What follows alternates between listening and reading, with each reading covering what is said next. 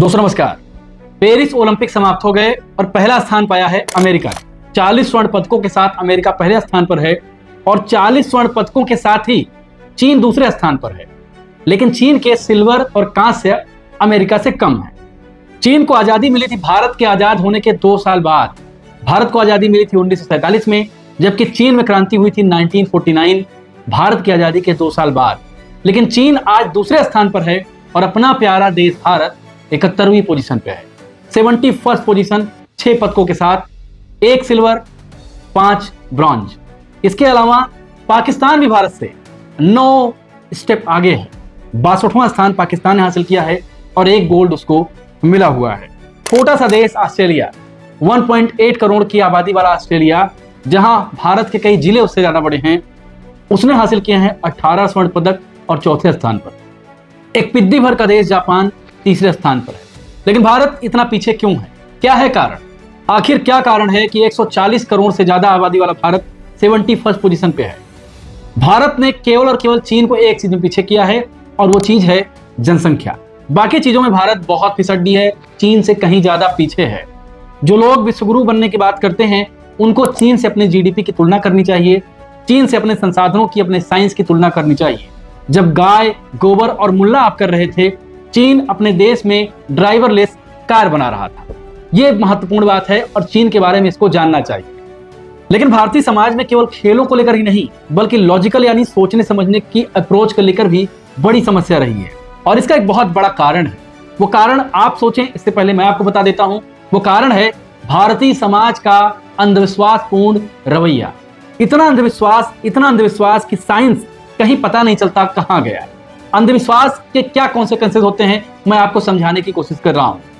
राजस्थान की रहने वाली एक भजन गायिका हैं जया किशोरी, जो युवाओं से अध्यात्म की बात करती हैं, युवाओं से भगवान को मिलाने की बात करती हैं।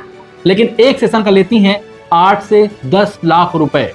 सुनने में तो यहां तक आता है कि वो एक तुलसी बेचती हैं 1000 रुपए से ज्यादा की।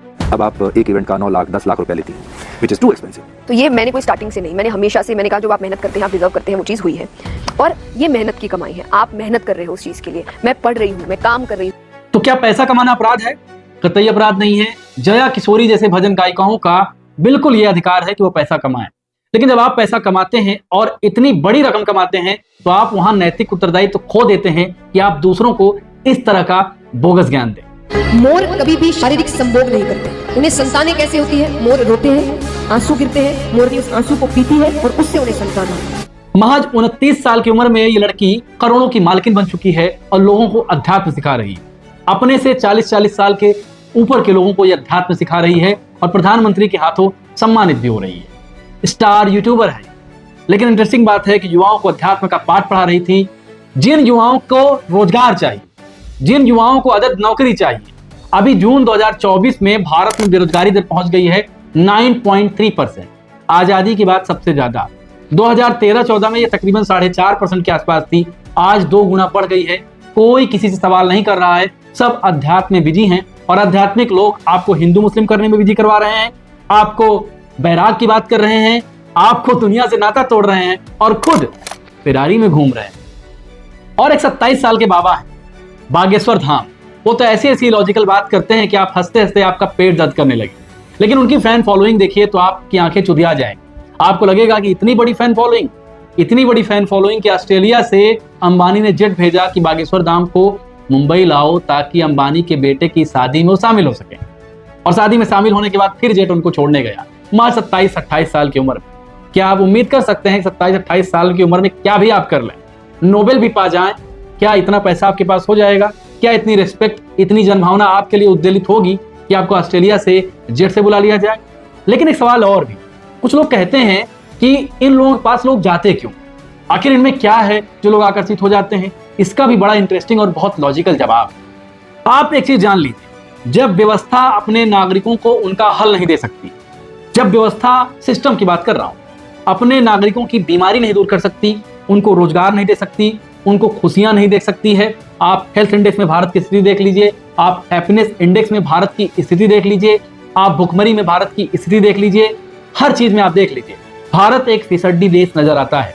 जब यहाँ की सरकारें, यहाँ का सिस्टम अपने नागरिकों को उचित सुविधा, उचित जीवन नहीं दे पाता है तो निराशा के गर्त में चले जाते हैं और ये बाबा उनसे आशा की बात करते हैं, उनके जीवन में चमत्कार और उनके जीवन में बदलाव की बात करते हैं।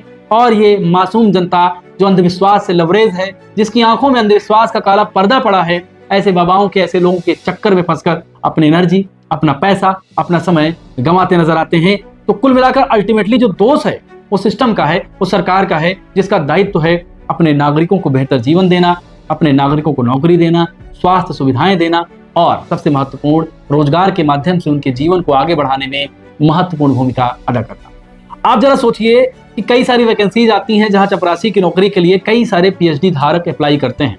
मैं चपरासी की नौकरी या किसी भी नौकरी को कमतर या ज्यादातर की बात नहीं कर रहा हूं, श्रम की बात है।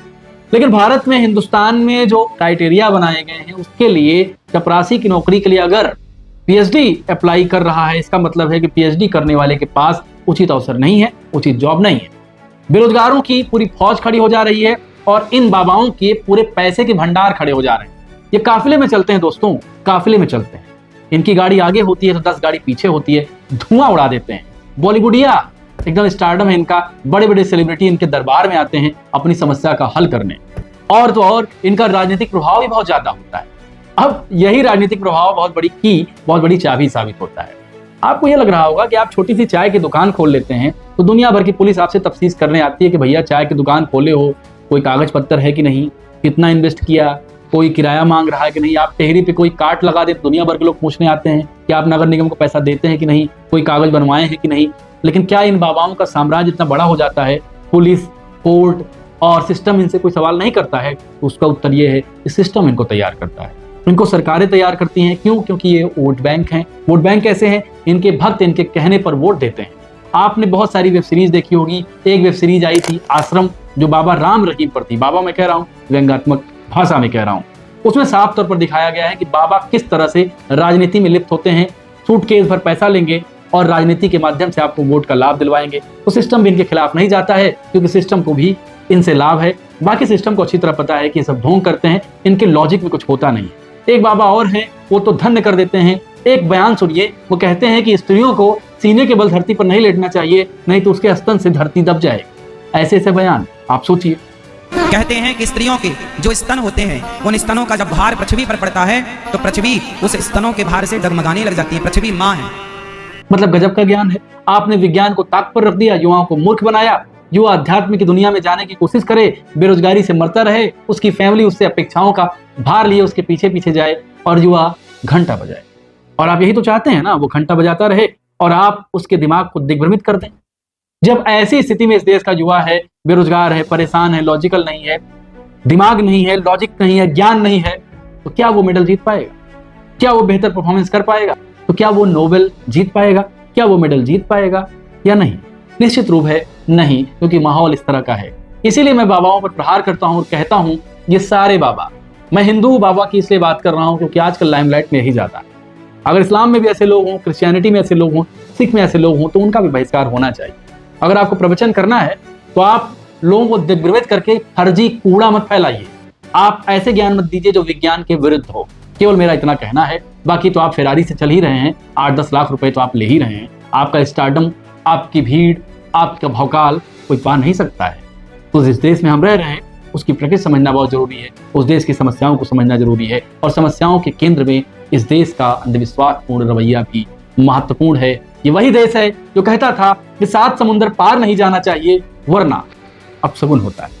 आज के लिए इतना ही। चैनल पर नए हो, चैनल को सब्सक्राइब कर लें, बेल आइकन दबाना कतई ना। नमस्कार।